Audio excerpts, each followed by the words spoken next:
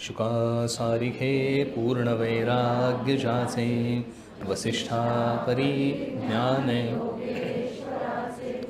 कवी वाल्मिका सारिखा मान नमस्कार माझा सद्गुरु जय जय रघुवीर समर्थ. 21 समासी आपण बघतो आहोत.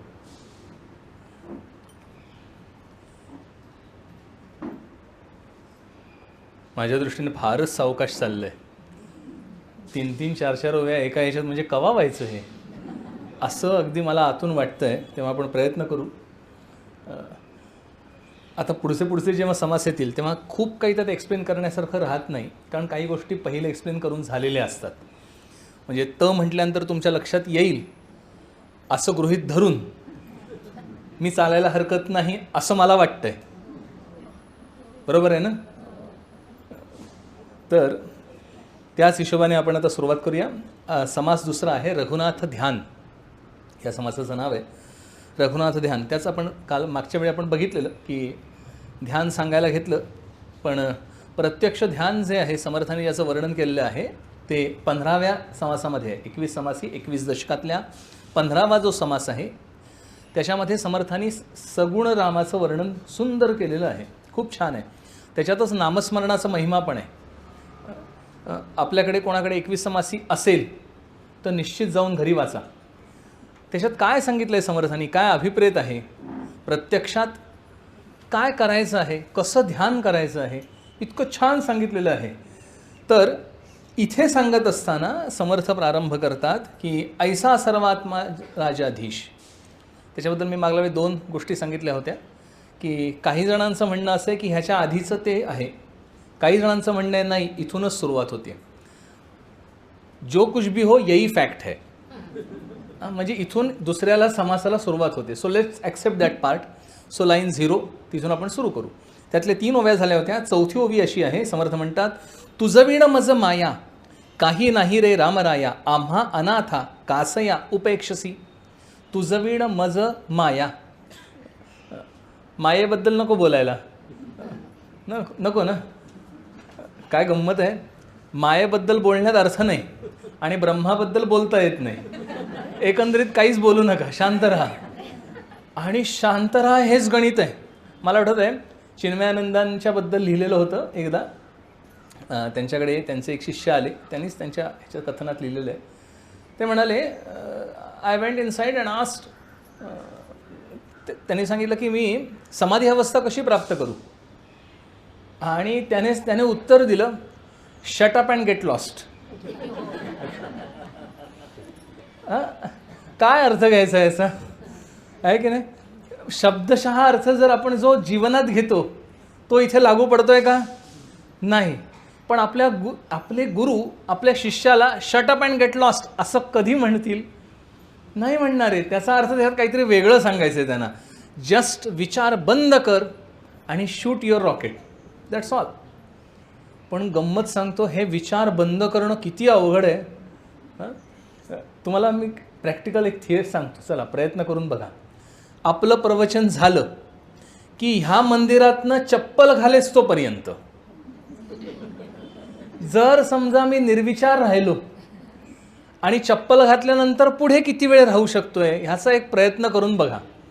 समोर वाहनं आलेली बघा.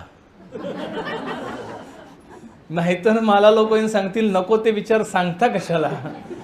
माझा मुद्दा असा आहे, ते खूप अवघड आहे. विचाररहित होणं खूप अवघड आहे. आणि ध्यानाची प्रक्रिया, ध्यानाचं हेतूच मुळी माझे नानाविध विचार आहेत ते एकत्रित करणे, एक विचारावर स्थिर करणे आणि तो एक विचारसुद्धा नाहीसा करणे, ह्याला ध्यान म्हणायचं आहे. ध्यानम निर्विषयम मनः. विषयरहित मन म्हणजे ध्यान. आणि विषयरहित म्हणजे काय? ती अहमवृत्ती जी शेवट आहे, जो बघणारा आहे तो सुद्धा आहे, पण तिथपर्यंत जरी गेलो तरी खूप काही साधलं, बरंच साधता येतं. खरंच सांगतो, नामस्मरण सुरू केलं ना की पहिली घटना काय घडत असेल तर नको ते विचार बंद होतात. आणि बघा नको ते विचारच जास्ती असतात की नाही. हां, पट्ट्या ना सगळ्यांना? पटण्याजोगंच आहे, कारण यातलं माझं काहीच नाही आहे ते सगळं संतांचं आहे. त्यांनीच सांगितलेलं आहे, नको ते अन्यथा रबिश. खरं सांगू का, नको ते विचार बंद केले ना की खूप कमी विचार असतात. नको तेच आपण जास्त विचार करतो. आपण घरून निघालो, असं असेल का, तसं असेल का, हे मिळायला हवं, असं घडायला नको. सो काय घडायला हवं आणि काय घडायला नको हे विचार किती असतात आणि प्रत्यक्ष कृतीचे विचार किती असतात. आणि जेव्हा कृतीचा विचार मी करत असतो ना, तेव्हा मी प्रेझेंट टेन्समध्ये जगतो. इतर वेळी फ्युचर टेन्स आणि पास्ट टेन्समध्ये जगत असतो. म्हणून सांगितलं गेले वर्तमान काळात जगा. म्हणजे काय करा, प्रत्यक्ष जेवढे कृतीचे विचार आहेत, हां पुढची कृती मला करायची आहे त्याबद्दलचे विचार, सुसूत्र विचार तेवढे ठेवा. बाकीचे अन्यथा आहेत, रबिश भरपूर आहे. आपल्या सगळ्यांना माहिती असतील प्रल्हाद महाराज, नाव ऐकून असाल आपण. तर त्यांची गंमत अशी होती, ते घरं लुटायचे. हां, कोणालाही बोलवायचं, म्हणजे अख्ख्या गावाला सांगायचं आज घर लुटा. म्हणजे त्यांच्या घरात लोकांनी जायचं, घरात जे आहे ते त्यांना जे हवं आहे ते घेऊन जायचं. घरात काही शिल्लक नाही राहणार. त्याला म्हणायचं घर लुटणे. आधी संकल्पनाच पटत नाही आहे. माझ्या घरात लोकांनी यायचं आणि पाहिजे ते उचलून घेऊन जायचं, मग मी कशाला आणलं, मला नको होतं ते. एक्झॅक्टली, जे मला गरजेचं नाही आहे ते मी खूप वाढवलेलं आहे, ते रिकामं करायचं आहे. सेम थिंग इज रिगार्डिंग विचार. विचाराबद्दल पण तीच गोष्ट आहे, अन्यथा बंद करायचे. मग आता इथे काय संबंध आहे, ती माया. तुझं वीण मज माया काही नाही रे रामराया. ही माया जी आहे ना, ही मला त्रास देणारी आहे. तू म्हणजेच ते आत्मतत्व म्हणजे परब्रह्म किंवा समर्थांसाठी प्रभू म्हणजेच सद्गुरू.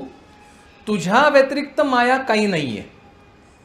म्हणजे तुला जर मी धरलं तर मायेला अस्तित्व नाही आहे, आणि मायेला धरलं नाही, तुला अस्तित्व नाही आहे हे विपरीत होईल, पण मला बोध होत नाही आहे हे बरोबर आहे. म्हणजे ब्रह्म आहे का हो?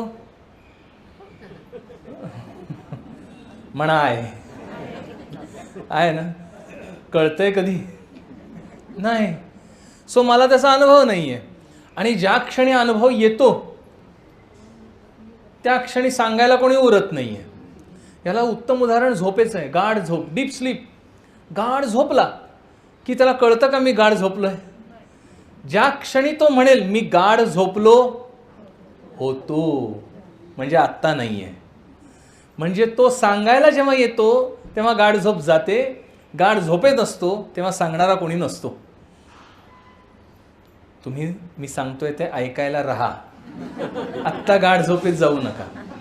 थोडक्यात हा मायेचा संबंध आहे, खेळ मायेचा आहे. समर्थ इथे म्हणतात, तुझं वीण मज माया काही नाही रे रामराय. तुझा मी अंगीकार केला, तुला मी शरण आलो. प्रत्यक्षात शरण येणे, ही शरण येणे ही संकल्पना खूप छान आहे. शरण येणे म्हणजे काय, शरण जाणे म्हणजे काय. एखादे आता माझ्यासाठी आपण समर्थ धरूया, तर समर्थांना मी शरण जाणे म्हणजे काय करतो, मी माझा अहंकार, माझी बुद्धी, माझे सगळे रिसोर्सेस जे काही माझ्याकडे आहे ते सगळं ते मी त्यांना त्यांच्या चरणी अर्पण करतो. इन अदर वर्ड्स, तुम्ही सांगाल त्याप्रमाणे मी आता वागणार आहे, त्याला शरण जाणे म्हणायचं. माझा मी काही नाही, आता काय ते तुम्ही, ह्याला शरण जाणे म्हणायचं. इथे प्रभूंना शरण जाणे, तुझ्याशिवाय दुसरं काही नाही, ह्याचा सरळ सरळ अर्थ आहे मी माझं कर्तृत्व आणि अहंकार विसर्जित करायचा आहे. आणि तो अहंकार विसर्जित करणे यासाठी मला नमावं लागतं. आपण नमस्कार करतो तेव्हा काय करतो, वाकतो की नाही? वाकल्याशिवाय नमस्कार होतो का? नाही. थोडक्यात म्हणून ती म्हण पडली, देखल्या देवाला.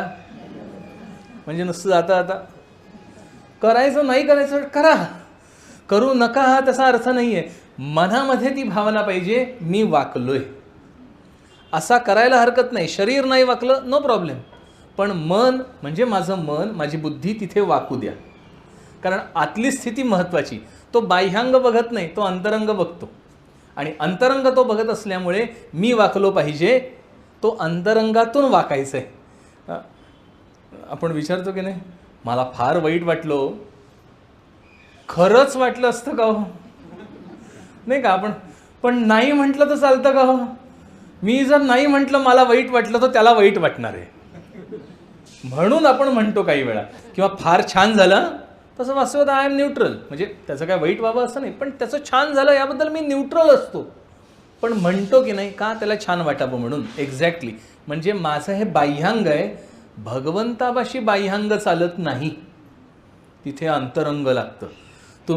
आपण भगवंताच्या समोर गेलो आणि नम्र नाही झालो मनाने, तर त्याच्यापासून लपत काही नाही ना, हा मोठा प्रॉब्लेम आहे. त्याच्यापासून लपत काही नाही, कारण लपायला, मी समजा तुमच्यापासून काही लपवलं तर तुम्ही व्यतिरिक्त जागा शिल्लक आहे काहीतरी, भगवंता व्यतिरिक्त जागा शिल्लक नसल्यामुळे लपवणार कुठून, कोणापासून, कुठे, कधी, नेवर. म्हणून ते त्याच्या ठिकाणी शरणागती. इथे समर्थ म्हणतात, तुझं विण मज माया काही नाही रे रामराया, का आम्हा अनाथा कासया उपेक्षसी. तू आम्हाला उपेक्षित करू नकोस. उपेक्षा करणे दुर्लक्ष करणे. आपण दुर्लक्ष करतो खूप गोष्टींकडे दुर्लक्ष करतो. आपण स्वतःकडे दुर्लक्ष करतो की नाही? माझा प्रिशियस वेळ नावाची गोष्ट वाया चालली आहे, ह्याच्याकडे आपलं दुर्लक्ष असतं की नाही? हे जे हो म्हणायचं धाडस होत नाहीये की नाही, तीच तर मुख्य गोम आहे सगळ्याची. म्हणजे माझा वेळ, माझी प्रकृती ह्याच्याकडे माझं दुर्लक्ष होतं, कारण माझं लक्ष कुठेतरी दुसऱ्या ठिकाणी असतं. दुर्लक्ष याचा अर्थ काय? त्या ठिकाणी लक्ष नसून दुसऱ्या ठिकाणी लक्ष असणे. प्रॉब्लेम इथे आहे, जे माझ्या फायद्याचं आहे, जे माझी प्रगती करणार आहे, तिकडचं हल्लं लक्ष, की त्याला आपल्या इथे सामान्यपणे दुर्लक्ष असं म्हणतात. प्रगतीपासनं मी हलणे किंवा अधोगतीकडे जाणे, काही बोथवे. प्रकृती माझी आहे, ती त्याचं लक्ष हल्लं की ती अधोगतीला जाणार आहे, म्हणजे खराब होणार आहे. उपेक्षा करणे, दुर्लक्षित करणे, आणि दुर्लक्षित करणे हे सगळ्या संतांकडचं अत्यंत शेवटचा उपाय. पक्क लक्षात ठेवा, संतांचं आपल्यावर अवकृपा करणे म्हणजे काय? त्याचं नाव आहे उपेक्षा. संत आपलं वाईट करत नाहीत, ते आपल्याला उपेक्षित करतात. त्याने उपेक्षा केली म्हणजे आपलं वाईट झालंच म्हणून समजा. आपल्या सगळ्यांना ती गोष्ट माहिती आहे मारुती आणि रामाची. आपण ऐकले? परत एकदा ऐका, सांगू ना? मला पण तुमच्यात तोंडून हवं होतं म्हणून. तर राम प्रभू एकदा रात्रीच्या वेळी, ही वाल्मिकी रामायणात नाही म्हणजे ती मूळ नाही पण छान आहे, दंतकथा म्हणूया असं. तर प्रभू एकदा सगळं झालं, लंका वगैरे सगळं कार्यक्रम उरकला रावणाचा, आणि मग परत आल्यानंतर त्याने समुद्र तीरावर होते बसलेले, आणि त्यांनी एक दिवस, म्हणजे अयोध्येला परत आल्यानंतर एक दिवस असंच गेले किनाऱ्यावर शरयू नदीच्या, आणि असा दगड उचलला आणि टाकला पाण्यामध्ये, आणि तो बुडल्याचा प्रॉब्लेम नाही, त्याने मागे वळून बघितलं, कोणी बघितलं नाही ना. परत उचलला, दुसरा टाकला, बुडला, तिसरा टाकला, बुडला. बुडल्यानंतर त्यांना आवाज आला म्हणून मागे वळून बघितलं, तर हे महाराज हात जोडून उभे. कोण कळलं? मारुतीराय हात जोडून उभे. ते म्हणाले, आलास इथे पण? दगड टाकला, बुडला. बरं, तो दास इतका आत्मीय दास आहे ना प्रभूंचा, की त्याच्यापुढे मन मोकळं करायला त्यांना काही वाटतच नाहीये. ते म्हणाले, हनुमंता, अरे माझं नाव लिहिलेलं होतं ते सुद्धा दगड तरले रे, पण मी स्वतः हाताने दगड ठेवतोय, ते बुडतायत, याला काय अर्थ आहे? हनुमंत बुद्धिमताम वरिष्ठम. तो म्हणला, रामा काय सांगायचं, तुझ्या ह्या वचनातच सगळे रे. तू ज्याचा त्याग करशील तो 100% बुडणार आहे. तू ज्याला सोडशील तो 100% बुडणार आहे. तू सोडू नकोस, तू सोडलंस की गेला तो कामातनं. संत उपेक्षा करणे, दुर्लक्षित करणे, आणि हे संतांचं शेवटचं शस्त्र आहे. खूप सांगून झालं, संत कधीच उपेक्षा करत नाहीत, नेव्हर, कधीच नाही करत. खूप अतिटतीला गेलं की आता त्याच्याकडे लक्ष देण्यामुळे बाकीच्यांना त्रास होईल, त्या लास्ट मोमेंटला उपेक्षा करतात, आणि असे प्रसंग खूप अल्प आहेत. पण जे प्रसंग आहेत ते अतिशय वाईट आहेत. जसं रामांनी निघाले देहत्याग करायला सगळ्या शरयू नदीला घेऊन, त्या वेळात एकच जण नव्हती बरोबर, ती म्हणजे मंथरा. बाकी सगळे बरोबर होते. उपेक्षा, उपेक्षा ही सर्वात वाईट आहे आणि ती संतांपाशी कधीच नसते. शेवटचं शस्त्र आहे ते संतांचं, उपेक्षा, दुर्लक्ष. म्हणून आपण नेहमी म्हणतो ना, माझ्यावर कृपा दृष्टी असू द्या. दृष्टी असू द्या, अधिक कृपा पण असू द्या. म्हणजे माझ्याकडे लक्ष तर द्याच, पण माझी प्रगती होतीये ना, याच्यासाठी तुम्हीच प्रयत्नशील राहा. संपूर्ण बॉल संतांच्या कोर्टात जाऊ दे, तुमचं तुम्ही बघून घ्या. खूप छान आहे की नाही. मी मागे अनेक वेळा उदाहरण देतो, ते माकडाचं पिल्लू आणि मांजरीचं पिल्लू, दोघांमध्ये बघितलं आहे आपण. माकडाचं पिल्लू जे असतं की नाही, ते आपल्या आईला धरतं आणि मांजरीचं पिल्लू मांजर पिल्लाला धरते. काही फरक आहे का हो? आहे ना, मोठा फरक आहे. केवढा मोठा फरक आहे. मांजरीच्या पिल्लाला कसली काळजीच नाही आहे. कुठे जायचं आहे, कुठे नेणार आहे, कुठे ठेवणार आहे, मी सुरक्षित असेन का, नथिंग डुईंग. ती काय करते ते पिल्लू? नाही, मांजरीचं पिल्लू नाही, मांजर काय करते? तोंडात धरते. मांजरीचं पिल्लू काय करतं? चिल करतं. म्हणजे दॅट्स इट, चिल करतं. तर मांजरीचं पिल्लू काही करत नाही हे करतं.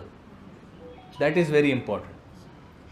संतांना शरण जाणे म्हणजे मी त्यांना शरण गेल्यानंतर आता मी काही न करणे, आणि हे आपण करत नाही. मी शरण जातो आणि मी कार्यान्वित होतो. म्हणजे मी कार्यान्वित होण्याचा प्रॉब्लेम नाही आहे, माझा मी कार्यान्वित होतो, इट इज अ प्रॉब्लेम. कळ्या? तर म्हणजे ते जे आहे ना, ते उपेक्षा संत सांभाळतात. ते इथे समर्थ म्हणतात, आम्हा अनाथा, मी अनाथ आहे प्रभो, तुझ्याशिवाय मी अनाथ आहे. त्या ब्रह्माच्या दृष्टीने, मायेच्या दृष्टीने, मायेपासनं तारणारं काय आहे मला सांगा? मायेच्या बाहेर काहीतरी पाहिजे ना. ज्याच्यापासनं मला भीती आहे, त्यापासनं मला संरक्षण हवं आहे, तर मला कोणाकडे जायला लागणार आहे? ज्याच्यावर त्या भीतीदायक व्यक्तीचा परिणाम होत नाही त्याच्याकडे मला जायला हवं आहे. चोरापासनं भीती आहे म्हणजे कोणाकडे जायला लागेल आपल्याला? किमान टेक्निकली तरी,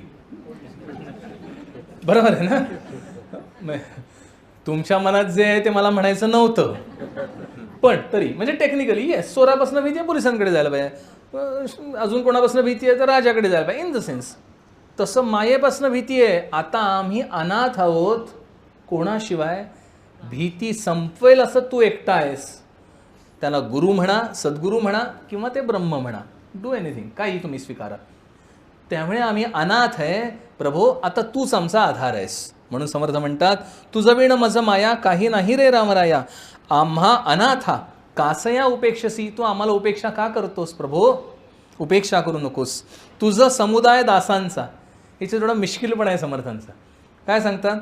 तुझं समुदाय दासांचा, तुझ्याकडे दास असंख्य आहेत, भरपूर आहेत दास. मी मागे सुद्धा एकदा सांगितलं होतं, तुलसीदास गेले, मला ती छान आवडते. तुलसीदास गेले रामाच्या दरबारात.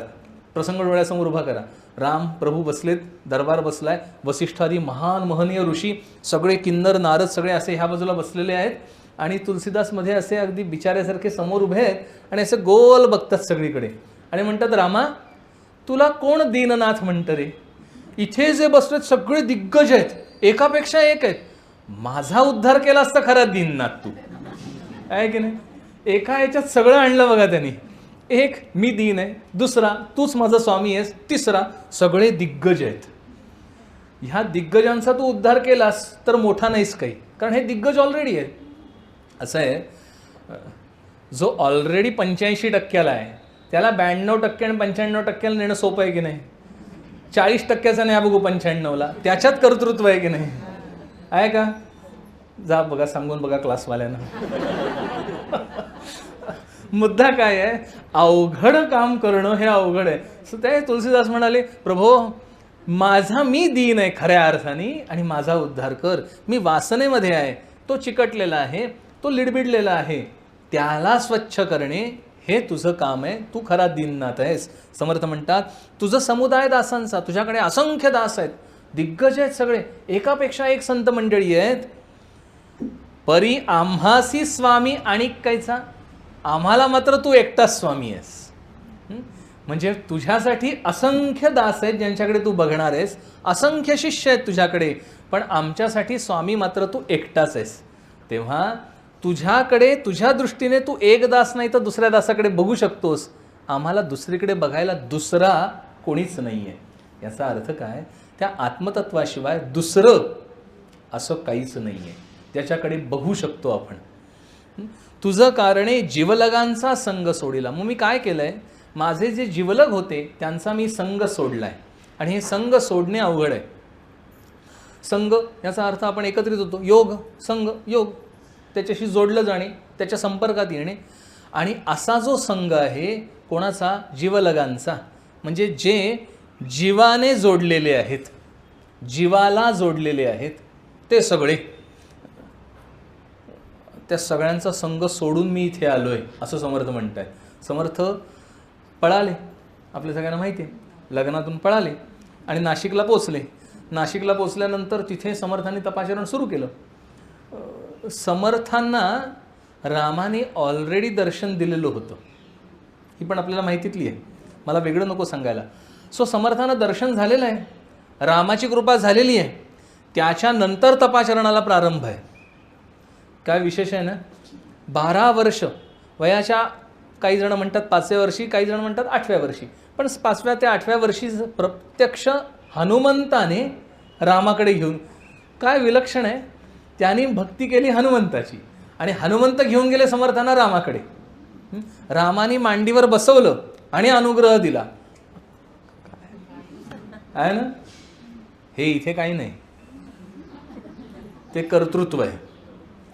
विचार करा, वयाच्या 5 वर्षाचं वय आहे मुलाचं किंवा 6-7 वर्षाचं वय आहे, तो 3 दिवस 3 रात्र अन्न पाण्याशिवाय बसतोय. आपण एक वेळ नाही बसू शकत, बसू शकतोय? आत्ता उन्हाळ्याचे दिवस आहेत, पाणी मिळालं नाही, बघा काय स्थिती होईल आपली. 3 दिवस 3 रात्र.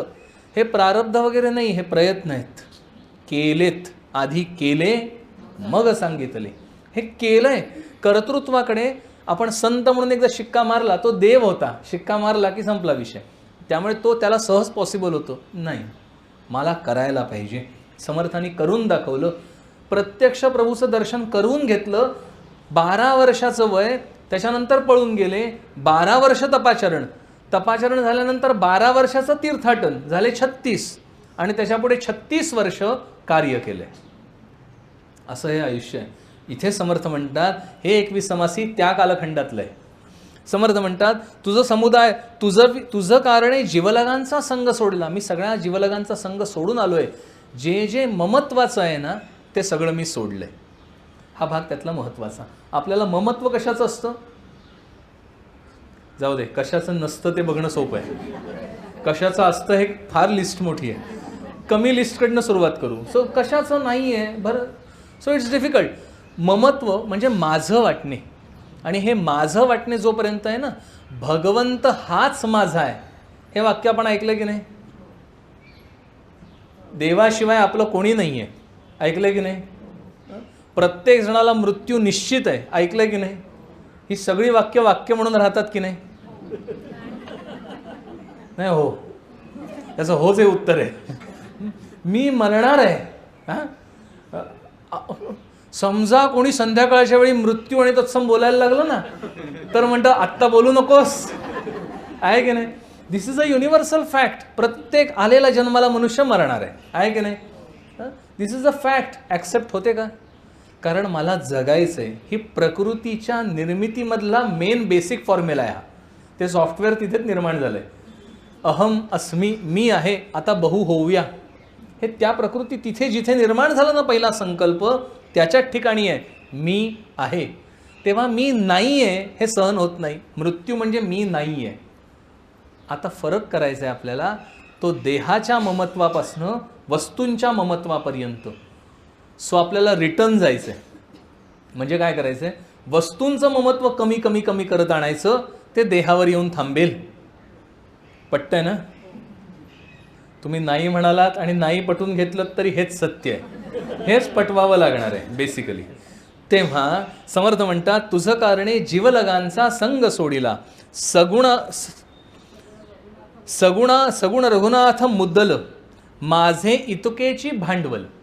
सगुण रघुनाथ मुद्दल. पुढची ओवी आहे, माझे इतुकेची भांडवल कास धरुनी टाकीन पैल पार भवाचा.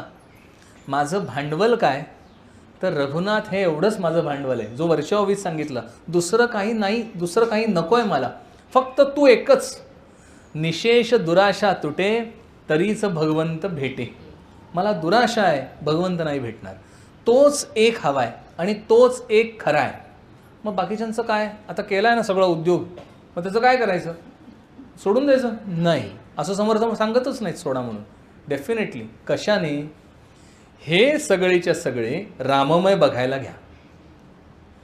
करायचं काय, तर सगळ्याच ठिकाणी राम आहे, सगळ्याच ठिकाणी माझे समर्थ आहेत किंवा जे आपले सद्गुरू असतील रिस्पेक्टिव्हली, तर ते सद्गुरूच माझे सगळ्या ठिकाणी विद्यमान आहेत, अशी भावना केल्यानंतर भांडण होईल का हो? तुम्हाला नाही म्हणायला पण अवघड जाते. मला कल्पना आहे आतमध्ये काय परिस्थिती येते, पण ही स्थिती आहे. सो आपण सोडू शकत नाही ना, मग त्याला सगळीकडे आणूया. This is what we can do. म्हणून समर्थ इथे म्हणतात, तुझं कारणे जीवलगांचा संग सोडिला सगुण रघुनाथ मुद्दल माझे इतुकेची भांडवल. एवढंच माझं भांडवल आहे, किंबहुना एवढंच मी माझं मानतो. काय, रघुनाथ तेवढंच माझं आहे. कास धरुनी टाकीन पैल पार भवाचा. मी त्याला कासेस लावीन, म्हणजे त्याच्या आधारे, तोच एक आधार आहे. बुडत्याला ती जी काडी आहे ना, ती म्हणजे प्रभू आहेत. हां, त्याचा ओणका तयार करणं आपल्या हातात आहे.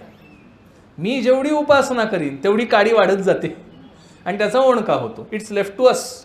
सगळं आपल्या हातात आहे बघा. आपण म्हणतो ना, माझ्या हातात काहीच नाही, माझ्या हातात उपासना करणं हे आहे, बाकीचं त्याच्या हातात आहे. जे माझ्या हातात आहे तेवढं मी केलं ना, की तो त्याच्या हातातला आपल्यासाठी काहीतरी फिरवतो, काहीतरी करतो. तो काय करतो, किती करतो, जेवढं आपल्याला गरजेचं आहे, जेवढं मला हवं आहे तेवढं नाही करत, जेवढं मला गरजेचं आहे तेवढं करतो. फरक आहे. माझी गरज किती, ती माझ्यापेक्षा त्याला जास्त माहिती आहे. लहान मूल जेवायला बसलं की नाही, आमच्या ते आता भांडारगृह आहे सज्जनगडावर, तर तिथे ती मुलं येतात. पहिले म्हणजे एक 15-20 वर्षापूर्वी कसं व्हायचं, त्या पोराला आई असं बसवायची मुटक्या मारून आणि ते पोरं आईच्या ताटामध्ये बिंदास जेवायला बसायचं, सुरू करायचं. Those days are gone. आता ते पोरगं आयटीत मांडी घालून बसतं आणि त्याला सेपरेट ताटच लागतं. बदल घडलाय. No problem. आता प्रॉब्लेम कुठे येतो, ते एवढूसं म्हणजे कार्ट म्हणायच्या ऐवजी पोरगं म्हणूया, त्याला सगळं हवं असतं. कशाला, जेवायला नाही, पानामध्ये. का, कारण जे आईच्याकडे आहे ते सगळं मला हवं आहे, किंवा मला काही कमी आहे हे सहन होत नाही आहे. मेंटल स्थिती काय आहे, मला त्याच्यापेक्षा कमी. आणि इथेच सगळा घोटाळा आहे बघा आपला. त्या मुलाची मेंटॅलिटी आहे, पण आपली पण तीच आहे. आपण नेहमी दुसऱ्याच्या पानात बघत असतो, माझ्या पानात अवॉइड करतो बघायचं. माझ्या पानात काय वाढलंय, म्हणजे माझ्याकडे काय आहे तेवढं बघायचं आहे. दुसऱ्याशी टॅली करायला गेलो ना, सगळं बिघडतं बघा. विश्व बिघडतं की नाही. त्या मुलाला सेपरेट ताट द्यायचं, मग त्याला जेवढं पाहिजे तेवढं किती वाढायचं, त्याला काही प्रमाण नाही ना. ते प्रमाण ठरवतो कोण, मग आई ठरवते. मग किती ठरवते, त्याला हवं असतं. म्हणजे तो जो मोठा वाडगा आहे आपला भात वाढायचा, तेवढं भरून त्याला हवं असतं. पण ते आलं की आई म्हणते मला वाढा, मग ते आईच्या पानात जातं, त्यातला भात ती त्याच्या पोराच्या पानात घालते. बरोबर आहे. म्हणजे मुलाला हवंय आणि मुलाला गरजेचं कोणी ठरवलं, एक्झॅक्टली आपली आई. तो आहे, तो ठरवतो गरजेचं किती आहे. मला हवंय लाख, गरजेचं तो ठरवतो. आणि ही गरज कमी कमी कमी करत होत एक दिवस अशी पाळी येते, मला तुझ्याशिवाय अन्य गरजेचं काही नाही. ही स्थिती व्हायला हवी. ती स्थिती ते समर्थ म्हणतात, तुझं कारणे सगुण रघुनाथ मुद्दल माझे इतुकेचं भांडवल. तेवढंच माझं आहे, मला एवढंच गरजेचं आहे, तेवढं पुरेसं आहे, इनफ. अशी स्थिती कास धरून आता मी त्याला घेईन कासेला, म्हणजे तेवढंच. आणि ह्या भावाला पहिलं पार पाहून निघेन. आता मी पलीकडे जाऊ शकतो. आता ह्याच्या नंतर ज्या पुढच्या ओव्या आहेत ना, त्यामध्ये संपूर्ण विषय बदलतो. इथे समर्थ इथपर्यंत जे सांगत आलेत ही बेसिक जे झाली ना, ही आपली तयारी झाली. ते तुम्ही बघितलं ऑपरेशन थिएटरमध्ये जाताना डॉक्टरांना बघितलं आहे कधी? ते येतात, हातपाय धुतात, सगळं स्वच्छ करतात, क्लीन करतात. मग त्यांचे कपडे असतात त्याच्यावरच दुसरे कपडे घातले जातात. म्हणजे ते काय करतात, स्वतःला रेडी करतात. त्यांना तेच कपडे चालत नाहीत ना, बाहेरचे कपडे चालतात नाही का, इन्फेक्शन होईल. म्हणजे बाहेरचं काही चालत नाही तिथे. आता मी रेडी आहे, आय एम क्लीन. दोन गोष्टी, I am ready because I am clean. अशी मानसिक स्थिती आल्यानंतर समजून घेण्याचा पुढचा विषय. आता इतकेची भांडवल, ही माझी स्थिती झाली, आता मी पुढचा विषय समजून घेतो. समर्थ काय म्हणतात, पूर्ण विषय बदलतात. आता ते श्रोत्यांचं स्तवन करायला घेतात. पुढच्या 4-5 ओव्या ह्या श्रोत्यांचं स्तवन आहे. समर्थ म्हणतात, जे विवेक रत्नाचे आगर, जे साहित्य सिंधूचे जलधर, जे वृत्ती किरणाचे दिनकर, सर्वांगे श्रोते. श्रोत्यांबद्दलचं आहे. सर्वांगाने जे श्रोते आहेत त्यांचं आहे. परत सांगतो, सर्वांगाने जे श्रोते आहेत त्यांचं आहे. म्हणजे आता हे समर्थांचं आहे. बरं, मला क्षमा करा, जे आहे ते मला सांगायचं आहे. तर मागे आपण हा विषय बहुतेक बोललो तुम्ही, आता आठवत नसेल. सर्वांगाने श्रोते म्हणजे सर्वांगातलं फक्त श्रोतृ इंद्रियच कार्यरत आहे, त्याला म्हणायचं सर्वांगाने श्रोता. बाकीची इंद्रिय कार्यरतच नाही आहेत. आपली इंद्रिय कार्यरत आहेत की नाही? आहेत ना. मग नसावीत का नाही? असावीत, असणार आहेत. It is going to happen. ते चुकीचं नाही आहे. पण मला ह्या स्थितीपर्यंत जायचं आहे की मी ऐकायला लागल्यानंतर एक टक, ती आपल्याला याची गोष्ट माहिती आहे ना, अर्जुनाची. ते सगळ्या लोकांना उभं करतात, काय दिसतंय? युधिष्ठिर म्हणतो हे दिसतंय, दुर्योधन म्हणतो हे दिसतंय, अर्जुन म्हणतो फक्त मला डोळाच दिसतोय, ते पक्षाचा डोळा तेवढंच फक्त मला दिसतंय, बाकीचं दिसत नाही आहे काही. तो किती फोकस्ड होता बघा. आता तुम्हाला सांगतो तुमच्या घरातलं उदाहरण. आपली मुलं नातवंड गेम खेळायला बसतात बघा, ते सर्वांगे श्रोते. त्यांना ना जगाशी संबंध, मी कुठे बसलोय, मी कसा बसलोय, मी कधी बसलोय, मी का बसलोय संबंध आपल्याशी येतो. हा का बसला, पण तरी मी ह्या सगळ्या प्रश्नांच्या पलीकडे ते गेलेले असतात. त्यांना एकच दिसत असतं बघा, तो गेम आहे की नाही, दुसरं काही दिसत नसतं.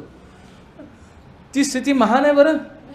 आता ते वापरतायत नको त्यासाठी, त्यात मी सांगितलं अनहित आहे, त्यांचं दुर्लक्ष आहे, अनहित आहे. पण ती स्थिती आपलं पण होतं तसं. मी आपल्याला सांगतो उदाहरण बघा. पटेल अत्यंत फोकस्ड असतो आपण. असा विचार करा, तुम्हाला हे आठवलं की मी दूध गॅसवर ठेवलंय आणि ते आता उतू चाललंय, जाणार आहे. चालल्यानंतर तुम्ही सावकाश जा, हे गेल्यानंतर आहे मी. पण ते असं वरवर यायला लागतं ना, तेव्हा तो एक चुर्र आवाज यायला लागतो स्टीलच्या पातेल्याचा, होतो की नाही? मी अनुभवाने सांगतो, मी त्यावर फटके खाल्लेले, सो आय नो इट. तर ते असं चुरचुर वाजायला लागतं. ते वाजायला लागल्यानंतर त्या क्षणाला काहीतरी दुसरा विचार येतो का मनामध्ये? कुठलाही विचार येत नाही. एकच क्रिया डोळ्यासमोर असते. We are highly focused.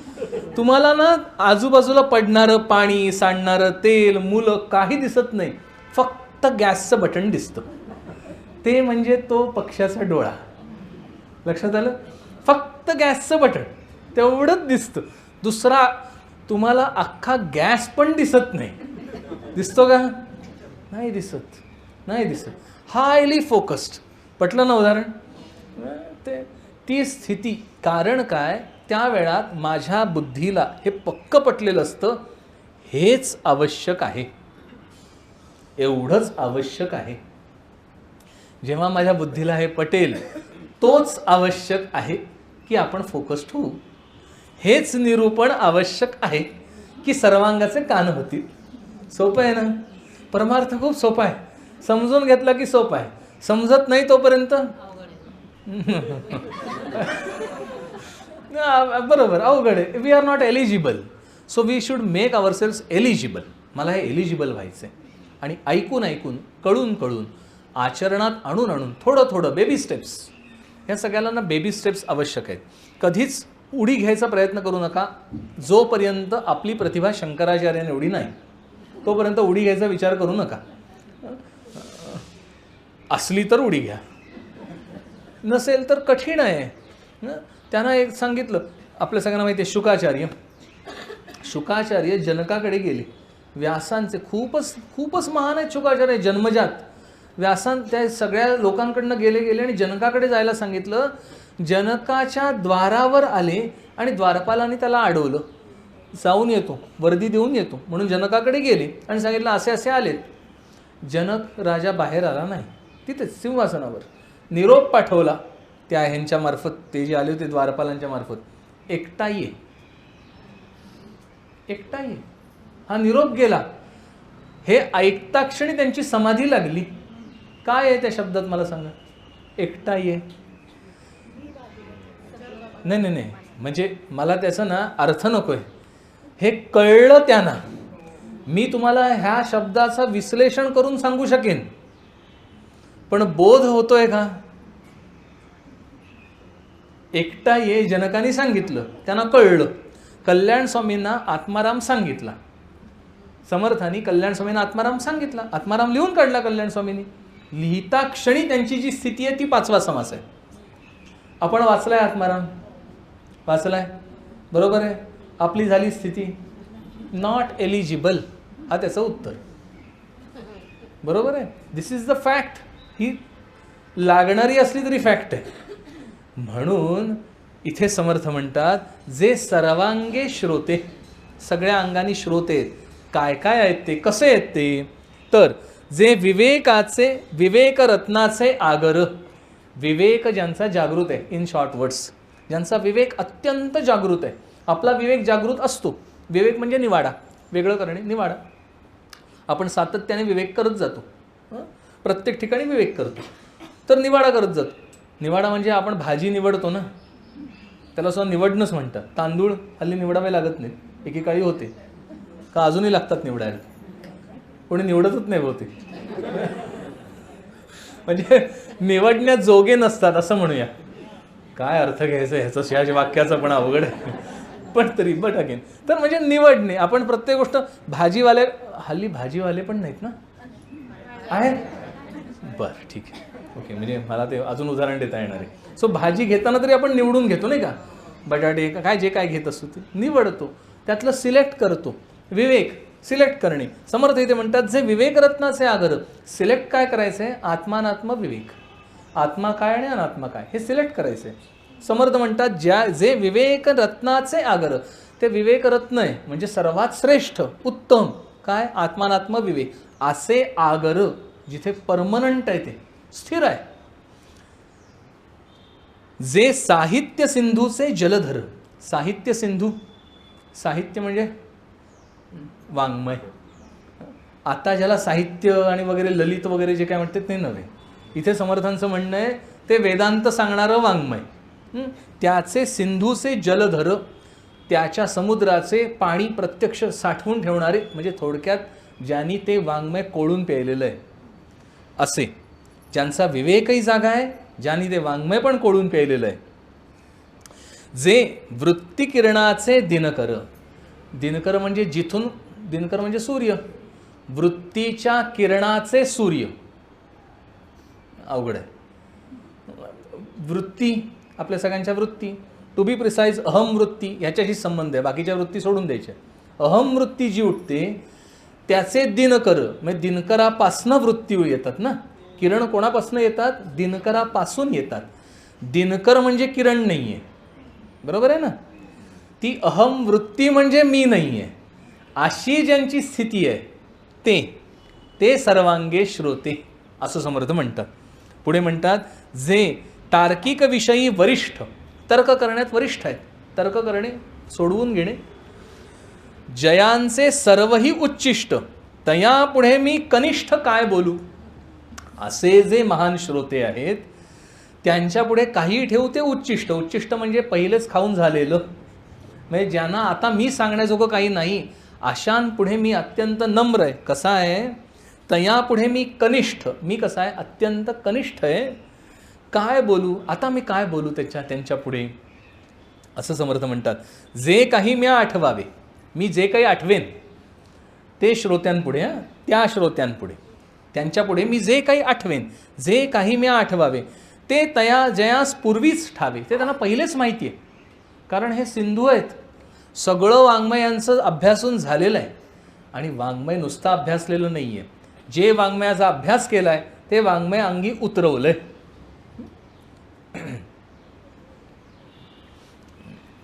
आमच्या इथे एकदा एक शिकवत होते आम्हाला, तर वैश्वदेव शिकवत होते, वैश्वदेव. हां, तर त्याच्यामध्ये एक असं ते चक्र करायचं असतं. जाऊ दे, तुम्हाला शॉर्टमध्ये सांगतो. भाताची एक मांडणी करायची असते एका विशिष्ट प्रकारे. हां, आणि त्याच्यात ते भाताचं असं एक एक अर्पण, ते आहुती म्हणायची आणि ते त्या देवतेला अर्पण करायचं, त्याच्यावर पाणी सोडायचं असतं. तर ते एक आहुती झाली. म्हणजे मला सांगायचं तो मुद्दा, त्याच्यात त्याने लिहिलेलं होतं, जे शिकवणारं पुस्तक होतं आणि जे शिकवत होते त्याने त्यात सांगितलेलं होतं, चक्रात बहिही, चक्राच्या बाहेर, असं त्याचा अर्थ होतो. संस्कृतमधले कोणी असतील तर त्यांना समजेल. चक्रात बही, बरोबर ना, बाहेर, चक्राच्या बाहेर. ही आहुती चक्राच्या बाहेर द्यायची. जे भाताचं चक्र तयार झालेलं आहे त्याच्या बाहेर द्यायची आहुती. तर आमच्याकडे एक पठ्ठ्या होता, त्याने काय केलं, चक्रात बही असं म्हणायचा आणि तिथेच आहुती ठेवायचा. तर ते म्हणजे माझी ती जी काय आकृती झाली होती ती काहीतरी वेगळी, ह्याची वेगळी. बरं, आपल्याला सेल्फ कॉन्फिडन्स आहे, आपण आजपर्यंत शाळेत जे केलं आहे त्याच्यानुसार मीच चुकलो असणार असं मला खात्री होती. तर ते झाल्यानंतर मी विचार करायला बघा, काहीतरी गडबड झाली, आता ते येणार आणि ते आपल्याला म्हणजे जाऊ दे, तर मग त्यापेक्षा आपण आधी चेक करावं म्हणून मी दोन चार वेळा, आणि मग ते आले. आता म्हणलं गेलं कारभार. आणि ते आल्यानंतर त्याने त्याच्या डोक्यात जोरात टपली मारली आणि सांगितलं, अरे इथे काय लिहिलंय, चक्रात बही, म्हणजे चक्राच्या बाहेर. तो म्हणाला, मी म्हणालो ना चक्रात बही. काय वाटलं आपल्या सगळ्यांना, गोंधळ घातला की नाही त्याने, काही त्याला समजलं नाही. असं आपल्याबद्दल समर्थ म्हणतात. मला कळतंय पण वळत नाही ना जोपर्यंत, काही उपयोग नाही त्याचा. समर्थ म्हणतात, जे सिंधू सांगितलंय ते वाङ्मयाचे सिंधू त्यांनी त्याचा अभ्यास केलाय आणि ते आचरणात आणलंय, कारण त्यांचा विवेक जागा आहे. That is the fact. असे तया पुढे मी कनिष्ठ, असे जे आहे, थोडक्यात ही संत मंडळी आहेत जी समर्थांच्या समोर बसलीत, आणि अशा संत मंडळींच्या समोर मी कनिष्ठ आहे. मी तुमच्या पुढे काय बोलू, सगळेच महनीय मंडळी बसलेली आहेत. समर्थ म्हणतात, तया पुढे मी कनिष्ठ काय बोलू, जे काही मी आठवावे, त्यांची स्थिती काय, त्यांच्याकडे मी बोलण्यासाठी काहीही नवीन आठवेन, काहीतरी नवीन सांगूया असं वाटेल. जे काही मी आठवावे ते तयास पूर्वीच ठावे. त्यांना पहिलेच माहिती आहे मी नवीन सांगू काय. वेदांतामध्ये मी नवीन सांगणार काय, काहीच नाही सांगू शकत. व्यासोच्छिष्टम जगत सर्वम, व्यासांचं उच्छिष्ट आहे सगळं जग. म्हणजे काय, त्यांच्या बाहेर सांगू शकत नाही. पण मग आपण काय करतो, same body in new clothes आहे की नाही, असं करतो. त्याला फक्त शब्दरचना बदलतो. गीता वाचून कळते नाही, हे वाक्य तरी कळलंय ना, म्हणजे मला कळत नाही हे कळलं ना तरी बरंच कळलं. गीता वाचून कळली नाही, गीता कळे ना म्हणून ज्ञानेश्वरी कळते. ज्ञानेश्वरी कळली नाही, त्याचा अर्थ मराठीत अर्थ दिलेला असतो. आता मला नाही विचारावं ते पुढचा प्रश्न, तो मराठी अर्थ तरी कळतो, नाही कळत. हां, का कळत नाही, कळत नाही या शब्दाने मला मराठी भाषा कळते, अर्थाचा बोध होत नाही. आणि इथे सगळी गमक आहे. अर्थबोध केव्हा होईल, मी जे वाचलंय ते मी आचरणात आणायला लागेन हळूहळू. म्हणून समर्थ म्हणतात, तेथे ज्ञातेपणे बोलावे काय हो आगळे. मी वेगळेपणाने ज्ञानी म्हणून काहीतरी वेगळं मांडावं म्हणून मी काही नाही बोलू शकत त्यांच्यासमोर. I can't. असे हे आहेत.